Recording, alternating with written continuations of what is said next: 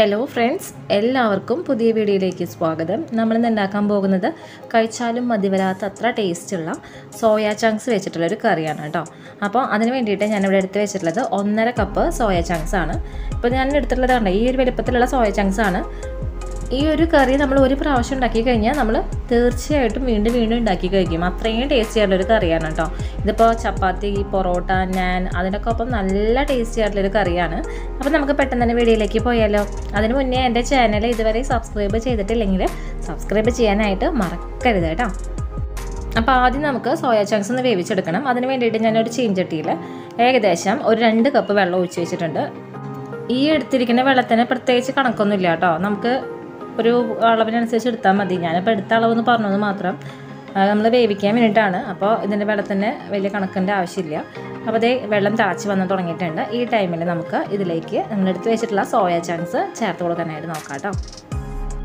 അപ്പോൾ അതേ soya chunks ഇട്ട് കൊടുത്തിട്ടുണ്ട്. എന്നിട്ട് നമുക്കൊരു 5 മിനിറ്റ് ഇതിങ്ങനെ കിടന്നിട്ട് ഇതുപോലെ ഒന്ന് ഇളക്കി കൊടുത്തുകൊണ്ടിരിക്കുക കേട്ടോ.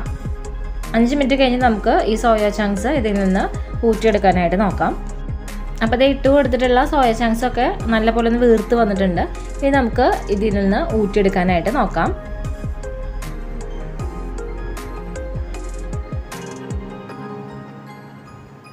അപ്പോൾ ഇത് ഞാൻ സോയ ചങ്ക്സ് ഇതൊരു പാത്രത്തിലേക്ക് പകർത്തി വെച്ചിട്ടുണ്ട്. ഇനി ഇതിൻ്റെ ചൂടാറിയതിന് ശേഷം നമുക്ക് ഇത് നല്ലപോലെ പിഴിഞ്ഞെടുക്കാം. ഈ സോയ ചങ്ക്സിൽ ഉള്ളിൽ വെള്ളമൊക്കെ ഉണ്ടാവും. അപ്പോൾ ആ വെള്ളമൊക്കെ നല്ലപോലെ പിഴിഞ്ഞ് കളയണം. അപ്പോൾ ഇതിൻ്റെ ചൂടാറി വരട്ടെ, അതിന് ശേഷം പിഴിഞ്ഞെടുക്കാം കേട്ടോ. അപ്പോൾ ഈ സോയ ചങ്ക്സിൻ്റെ ചൂടാറി വരുന്ന നേരം കൊണ്ട് നമുക്ക് കുറച്ച് കാര്യങ്ങൾ ചെയ്യാനുണ്ട്. അതിന് വേണ്ടിയിട്ട് ഞാനൊരു ചീഞ്ചിട്ട് അടുപ്പത്ത് വെച്ചിട്ടുണ്ട്. അതിലേക്ക് കുറച്ച് ഓയിൽ ഒഴിച്ച് കൊടുത്തിട്ടുണ്ട്.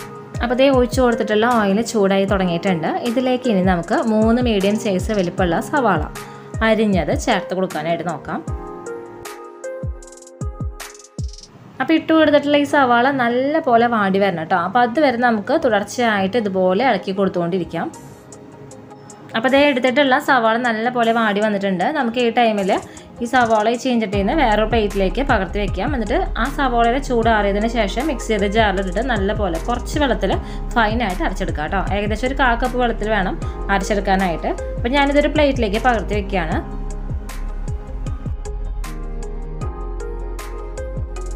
അപ്പോൾ സവാള വാടി വന്ന നേരം കൊണ്ട് നമ്മുടെ സോയ ചങ്ക്സിൻ്റെ ചൂടൊക്കെ ആറിയിട്ടുണ്ട്. ഇനി നമുക്ക് ഇത് നല്ല പോലെ പിഴിഞ്ഞെടുക്കാം. അപ്പോൾ ഇതിൽ നിന്ന് കുറേശ്ശെ ആണെങ്കിലും കുറച്ച് വെള്ളം ഇങ്ങനെ പോവും. അപ്പോൾ അതുതന്നെ വെള്ളം ഉണ്ടാവാൻ പാടില്ല കേട്ടോ. വെള്ളം ഇല്ലാണ്ട് വേണം നമ്മൾ എടുക്കാനായിട്ട്. അതുകൊണ്ടാണ് നല്ലപോലെ പിഴിഞ്ഞെടുക്കാനായിട്ട് പറയുന്നത്. അല്ല, ഇത്രയൊക്കെ വെള്ളം ഉണ്ടാവുള്ളൂ, എന്നാലും പിഴിഞ്ഞെടുക്കണം കേട്ടോ.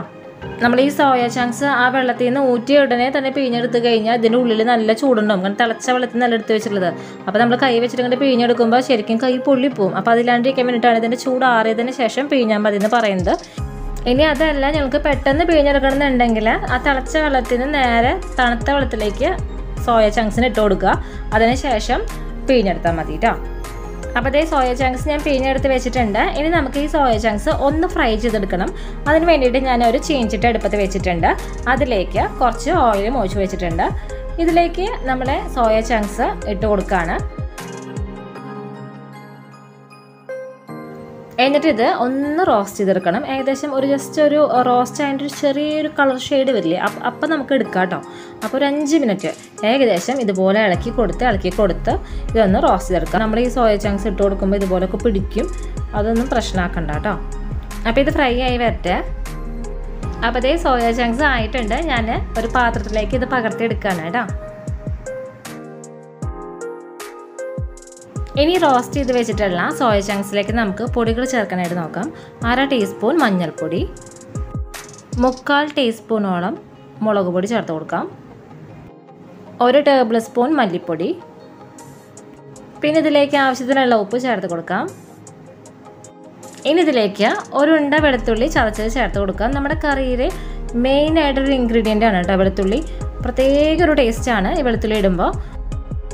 പിന്നെ ഇതിലേക്ക് ഒഴിച്ചു കൊടുക്കേണ്ടത് തൈരാണ്. തീരെ പുളിയില്ലാത്ത തൈരാണെങ്കിൽ 1 കപ്പ് തൈര് എടുക്കാം. ഞാനിപ്പോൾ എടുത്തിട്ടുള്ളത് പുളിയുള്ള തൈരാണ്. അതുകൊണ്ട് ഞാൻ 1/2 കപ്പ് തൈര് എടുത്തിട്ടുള്ളൂ കേട്ടോ. അപ്പോൾ അതും ഒഴിച്ചു കൊടുത്തിട്ടുണ്ട്. അതിനുശേഷം നല്ല പോലെ നമുക്ക് ഇതൊന്ന് മിക്സ് ചെയ്തെടുക്കാനായിട്ട് നോക്കാം. അപ്പോൾ ഈ സോയ ചങ്ക്സ് നല്ല പോലെ മിക്സ് ചെയ്തെടുത്തിട്ടുണ്ട്. ഇനി ഒരു 15 മിനിറ്റ് നമുക്ക് റെസ്റ്റ് ചെയ്യാനായിട്ട് വെക്കാം.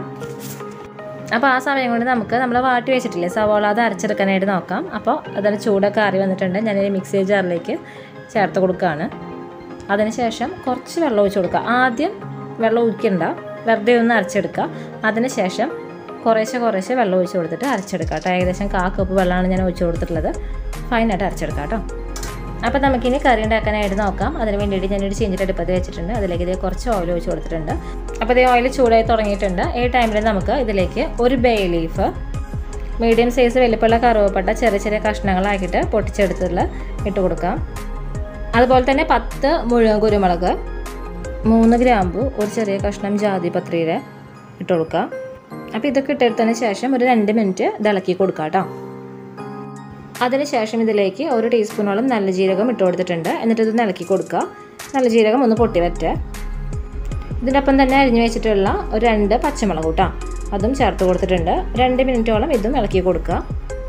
അപ്പോൾ 2 മിനിറ്റ് ഇളക്കി കൊടുത്തതിന് ശേഷം ഇതിലേക്ക് നമ്മൾ സവാള അരച്ച് വെച്ചിട്ടുള്ളത് ചേർത്ത് കൊടുക്കുക. ഇതിൻ്റെ ഒപ്പം തന്നെ മിക്സിയുടെ ജാറിലത്തെ എല്ലാ അരപ്പും കിട്ടാൻ വേണ്ടിയിട്ട് അതിലേക്ക് ഒരു 1/4 കപ്പ് വെള്ളം ഒഴിച്ച് കൊടുക്കുക. ഒന്ന് മിക്സ് ചെയ്തിട്ടുള്ളത്. എന്നിട്ട് ഇതൊന്ന് ഇളക്കി കൊടുക്കാം. ഇതിപ്പോൾ ചേർത്ത് കൊടുത്തുള്ള സവാളയൊക്കെ കുക്കായിട്ടുള്ള തന്നെയാണ്. അപ്പോൾ ഒന്ന് സവാള ചേർത്തതിന് ശേഷം ഒന്ന് തിളച്ച് വന്നാൽ മതി.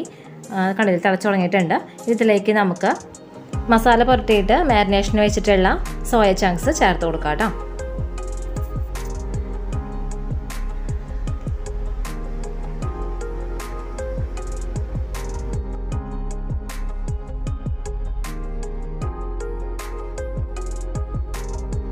നമ്മൾ സോയ ചങ്ക്സ് മാരിനേഷന് വെച്ചിട്ടുള്ള ആ പാത്രത്തിലെ മസാലയൊക്കെ ഇല്ലേ, അപ്പോൾ അതൊക്കെ കിട്ടാൻ വേണ്ടിയിട്ട് ഒരു 1/4 കപ്പ് വെള്ളം ഒഴിച്ചിട്ട് ഒന്ന് മിക്സ് ചെയ്തിട്ടുള്ളത് ഇതിലേക്ക് ഒഴിച്ച് കൊടുത്തിട്ടുണ്ട്. അപ്പോൾ അങ്ങനെ ആകുമ്പോൾ എല്ലാ മസാലയും കിട്ടും. അതിന് വേണ്ടിയിട്ടാണ്. അതിനുശേഷം ഇത് വീണ്ടും നല്ലപോലെ ഒന്ന് ഇളക്കി കൊടുക്കുക.